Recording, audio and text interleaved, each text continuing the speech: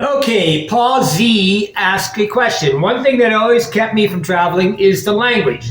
Question: how realistic would it be to travel with one of those new translator apps? Okay, they have all sorts of translators apps, and I'm not going to talk highly about them. Truly, the only one I really use is Google Translate.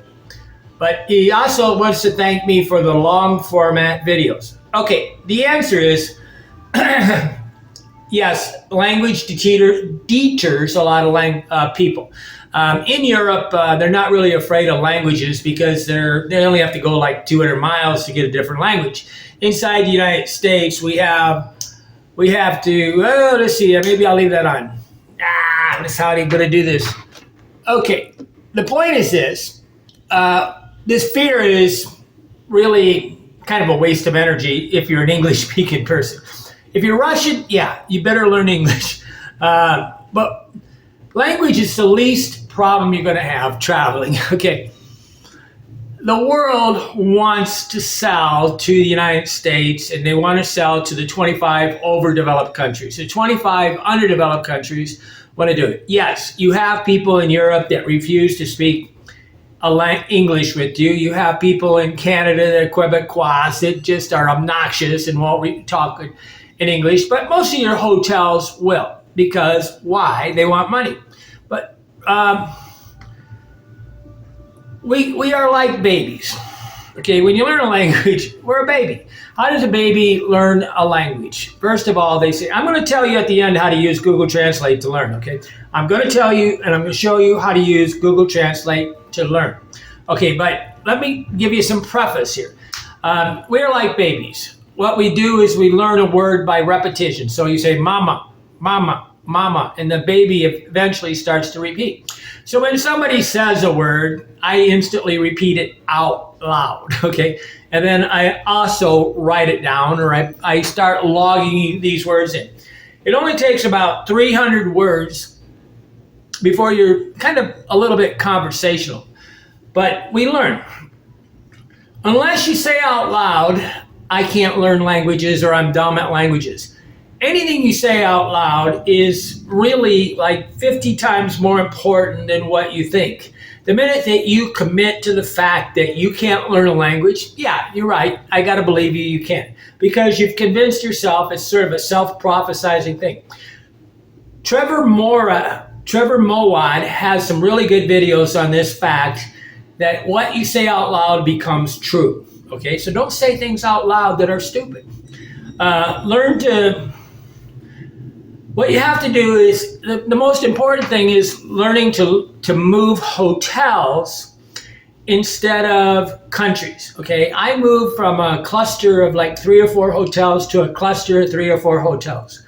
And then once I find a cluster of 3 or 4 hotels, or I find the next place where I can land, I make the jump. Getting to that, there's so many ways right now. I mean, like Uber can make it so you don't even have to talk to a taxi, right?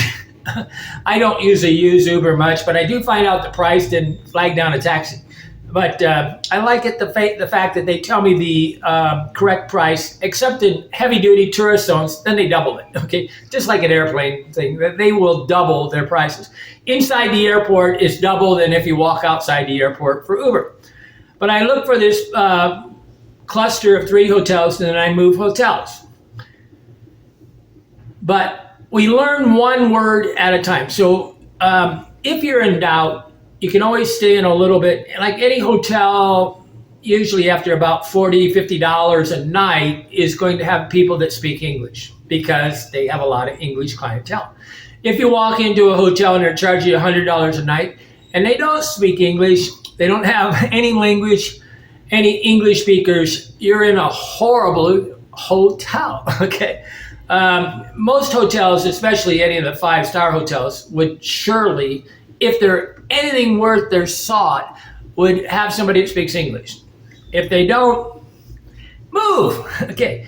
Google Translate. So sometimes if you really want to know if they speak English, you just get on the phone and call up the hotel and start talking in English. I just called a hotel, Get Guadi Friends in Guatemala City, and the lady spoke English really, but she chatted it really good. But she's probably using Google Translate. But you want to learn, if in doubt, slower. Okay, but most people are going on 2 week trips, and it's just easy because you're 95% chance you're going to go to a high density place. Like if you're going to go on a missionary group, they don't go to places where you need missionaries. They go to highly tourist areas. Most all the trips that you ever go on will start out with the extreme tourist location. Very few people just go out and go off the grid where you don't see anybody. But you'll want to learn one word a day, and you can really learn up to 1 to 20 words a day, but probably on average, I right now, no matter what I do, I probably learn maybe 1 to 3 words a day. But I have a system. Google Translate is pretty cool. But why is it cool? Because it talks to me. I mean, I really like this because I remember this girl in Ukraine. I was in Odessa, Ukraine, one of the best beach places, and we were talking in Ukrainian language. And what she would do is she would talk in Ukrainian. My name is Andy Lee Graham. And then I just said, my name is Andy Lee Graham. Mi nombre es Andy Lee Graham. They pronounce but you can see that you can hear it, right? Mi nombre es Andy Lee Graham. Okay, it's having trouble. It's not perfect. But she would talk in Ukraine, hold up the phone in my face. I would talk in English, hold up the Ukrainian translate in the face. So you can do it in any language you want. There's tons of language. They even have it in like Awe or something like in some of these African languages. But I can say, whatever I want in any language I want. So you have this translator, right? But the main question is, have you ever known are any of these language apps worth it? That was the question that Paul asked is, do I know any? I talked to a friend of mine that speaks really fluent Spanish, and I don't know anybody that's ever learned a language with Duolingo or this Babylon, whatever. I've never known it. I actually don't really only know a couple people that speak a language because of a language school. Okay, but they took a language school for a year. And most of the people that take it for a year fall in love with the teacher. And that's the number one value of going to a language school is you might, if you're a man, you might have a girlfriend because almost all of these guys make them a girl. I don't recommend any translation program except Google Translate. And guess what? You can, the advantage of Google Translate now is that it can make noise, right? I used to always carry a dictionary with me for about 3 years, right? I lost about 8 of them. I always leave them in the restroom. But they don't learn in school either, okay? Very few people actually learn a language unless they're a natural. There are people like me, I'm a natural on computers. I just see it, I hear it, I learn it. If on anything mechanical construction, all I got to do is see it and I've got it, okay? There's people that want to teach languages that think that everybody should learn in that way. That's probably about 5% of the population. And normally those are the people that travel. It's the 5% that are naturally good at languages that have no resistance that will travel. And it's kind of ridiculous. English is the lingua franca of the world. It's the business language of the world. You can find it, especially if you're staying in five-star hotels. But you start in the cheap language countries. So like in Spanish, you want to start traveling in like Guatemala or I don't know, Ecuador, Colombia, not Ecuador, probably Guatemala and Central America and Guatemala. Then you want to work your way into the extremely obnoxious countries like Costa Rica, which is way overpriced and speaks horrible Spanish in the first place. But if you want to be no-brainer, you can always stay in five-star hotels, which is, if you're only going for 10 days, enjoy your trip. Don't try to learn a language. But if you want to learn a language or you don't want to deal with language, just stay in the center of the tourist areas. But But people in other countries learn a language for a reason. So they can double the price and make more money off you. Okay. The minute when I get off a bus and somebody starts speaking English, I don't talk to them. Why? Because they want double the price. Where are they going to? They know that people, see, Americans do this too. They start a hotel in thing. I was talking to this one guy. He had a hotel in San Pedro Lake Atalan. He paid like a ridiculous amount of money, and the toilet didn't work the whole time he was there. But he was a gringo, and he spoke English. He was getting abused, okay? Gringos abuse people. Foreigners, Americans come here to buy a hotel so they can prey on the fact that people are afraid of languages. And it's really a sad thing, okay? But if you're going to get, normally if you rent from a gringo in a foreign country or a foreigner in a foreign country, the price of the hotel is double what the going rate is. Medical tourism is really bad at this. They're ridiculous. They just, Bamagard Hospital in Thailand and all these guys, they advertise in English, blah, blah, blah. It's just so they can double their local prices, okay? But how to use Google Translate for one word? Okay, now what's the problem you're going to have in any language is the phonetics, okay? And a little bit on the grammar. You really only need the I and to form, the I and you form, this the first person and second person. You don't need this nosotros as plurals, they, whatever. That's way down the line. When a teacher starts going into all these different tenses and stuff, they want to have you for a client for life, right? Because you don't need anything other than yo and tu in Spanish, I and tu and you in a language. Just doesn't need it. It's not conversational helpful until you get a higher level up. That's when immersion's like. If you're going into an immersion program and you don't know any Spanish, French, German, whatever, it's a waste of money, okay? It can be fun, but it's a waste of money because you're not going to learn anything. You can't understand shit, right? But the first thing you do is get on Wiki Travel and look for Wiki Travel, search for the word Wiki Travel, German phrasebook, Wiki Travel, Spanish phrasebook, and it'll give you all these phonetic memory cues on how to pronounce words. Like it'll say like the A in father is the A in Spanish, or the word C, the letter I in Spanish is like the word C, the sound E, C. So E, when I see a letter I know to say E, pronounce it E. But most people pronounce things badly and they never learn phonetics. And guess what? None of the teachers ever teach you. Most of the programs don't teach you. Emotions. But to learn a word, it's really easy. I always connect it to emotions, okay? If something emotionally triggers me where I got to learn that word, that word is an obstacle. That's what I want to learn today. Okay, and guess what? When you first start traveling, it's like all the words, right? But you got to be picking and choosing. So I take the word and I write it down. And I have these little index cards. I write it down or I put it in Google Keep. But then I will sometimes, like in Russian, when I was trying to learn Russian, I would, let me see if I can go to the Russian language. Well, I was really trying to learn, I wasn't trying to learn Russian, I was trying to learn Ukrainian. Okay, so I need to hear the word first before I spell it. So, let's see, I would say I wanted the word in Ukrainian for girl.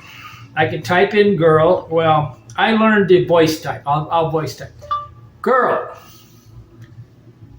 And then I go to I can't read the alphabet there. Дівчина. Дівчина. Дівчина. Дівчина. So what do? I make it easy. Дівчина. Дівчина. I keep tapping that button and listening to that word. Sometimes it takes up to 50 or 100 times before I can hear the little differences in the word. Okay, but what you're doing is you're literally creating a memory code in your brain with an electrical chemical synapse that goes into the brain and it plants. So it's kind of like an imprinted word on your brain. But I highly recommend if you learn any languages in that have different than the Roman characters, regular what you would use in English. Learn the word first before you spell it. Okay, I did it the wrong way in Ukrainian, and every time I saw the word, I would pronounce it wrong. Okay, I want to hear it pronounced correct before I learn to spell it. And but don't get me wrong, if you're going to learn Spanish, like the worst place possible is probably Chile, Dominican Republic, Cuba. They say refresco instead of refresco. I'll never forget this girl in Colombia. She was, had this girl. I took her to the beach. It was about 15 years ago, and she says, "You don't really speak English." And I said, "Oh, I understand. And I speak pretty good." She goes, "Más o menos." Más o menos. She cut off the S's. I said, "But you speak really bad." You can actually learn how good somebody is at languages by, like WhatsApp, they can translate it. But I often take this tool, and what I do is, let's go back to, I'm going to go back to Spanish, because it's easier for people to deal with. Okay, so Spanish. So the word for girl in Spanish, chica. Okay, but what I do, I'll get a little closer here. What I do here is I have this phone, right? Say they text message me, I can take and clear the format. I clear it of the email of the typing, and then I switch languages. I got a little word here where I switch it. There's a little arrow, double arrow thing. And I switch it to Spanish, and then I take and I paste that word in there. So somebody text messages me on WhatsApp, I copy, paste it, and a lot of people can't do copy and paste. Really helpful, right? I tried to use this thing where you can recognize the words with the photo. I was in Ukraine or something, and all the words were in Polish. I go, why is this food not reading it? It was in Polish. But you can sit here and talk back and forth. So I can go switch to English and say, I want to get on a bus and travel to Guatemala City tomorrow. I want to get on a bus and travel to Guatemala City tomorrow. Okay, I tapped the wrong language, but I'm going to now tap it in Spanish. Quiero subirme a un bus y viajar mañana a la ciudad de Guatemala. You can see that I can talk back and forth. Now, what's interesting is a lot of people are not very, very clever on this, and they don't know how to do it. So sometimes I do switch it to Spanish, and then I tap the button, I get them to talk into it. Now, don't work very good because most people speak like almost a hillbilly level of Spanish, English, or whatever, right? So you got to get the higher educated people. How do you know a higher educated person? If you want to really figure out whether your girlfriend has much intelligence, get her to text back and forth with you on WhatsApp or any kind of text program, and then put it in the thing, and you'll see that if she spells things correctly. If she spells things correctly, she may know how to use Google Translate, because often my emails are better created than the Spanish that they're sending me because I'm using the language here. But complicated words or strange things, I'll never forget this girl, Carol. Me and these four people went to Cancun, and this Carol was talking. She was talking to the waiter, and she's looking at everything. Well, I don't know. Maybe, I don't know. Maybe I want ice cream. I said, Carol, nobody can understand this kind of language in a foreign language. You got to learn to speak in simple sentences, very straightforward, and not complicated. And that's why voice typing is really good when you're text messaging, because it teaches you. You see, after a while, you learn by adaptation. Oops, that spelled that wrong. You learn how to say phrases. So start out by just voice typing to your friends inside the United States. I don't type anything in my cell phone. I talk to it. Okay, but this repetition thing, so say I wanted to learn, hello, how are you today? Oops, that's going to be Spanish. Got the wrong language. Hello, how are you?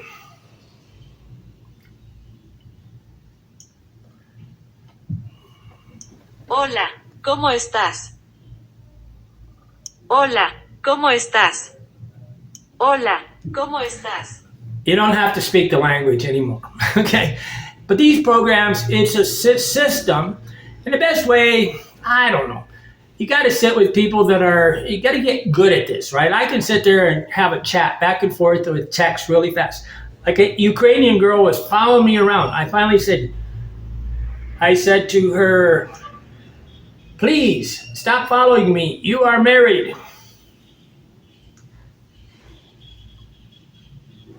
Por favor, deja de seguirme, eres casada. Por favor, deja de seguirme, eres casada.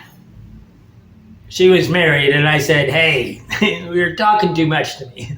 Okay, but life goes on, guys. But the Google Translate can carry on a conversation, but make sure the sentences are short, and make sure, like one sentence or 2 words. You don't really want to have, like, a lot of people will go, well, I think I'm going to go to the store tomorrow, and I want to make sure that I have everything I need at the store, so I'm going to make a list here. They do that kind of stuff, right?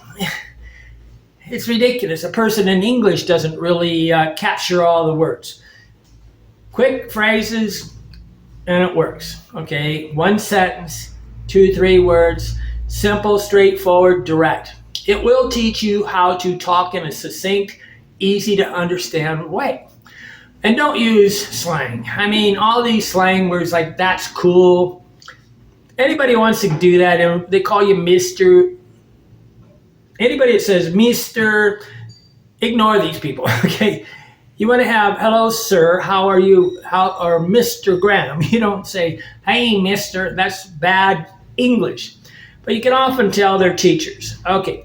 I'm Andy Lee Graham, and I've traveled to 114 countries. I have no fear of going to any country now with Google Translate. It does require that you have an internet connection. So you need to get you really need to get a SIM card. So you just walk into a place with an unlocked phone, quad band. I have a quad band dual SIM smartphone. I can walk into the thing and say, make it work, okay? And they just open it up, blah, blah, blah, figure it out, and it's real easy. So I normally enter in a capital city, and then I try to go to an internet, one of these cellular shops. You can even take your, smartphones that are locked, and they'll unlock them and fix them. If you can't put a SIM card in there, and it's hard put into the phone, and you can't access a SIM card, you got a worthless phone. Okay, I'm always laughing at the monopolies that we have. Apple has a complete monopoly on Verizon telephones, and it's really just dumbed down the planet. Okay, because they are afraid to travel because the phone's not going to work. You can't get an Apple phone fixed in other countries. It's growing, but it just don't work. I can almost say, Apple users, stay home. Okay, Android is a universal phone system. Maybe Samsung is the best phone on the planet for traveling the world. And Xiaomi, which isn't sold in the United States, is a really good phone, but it's hard to buy. But I'm here and you're not. Don't be afraid of the languages. Don't be afraid. I mean, it's just not a big deal. Learn how to benchmark the hotel first. Figure out how to get a hotel that is happy. Call them up on the phone.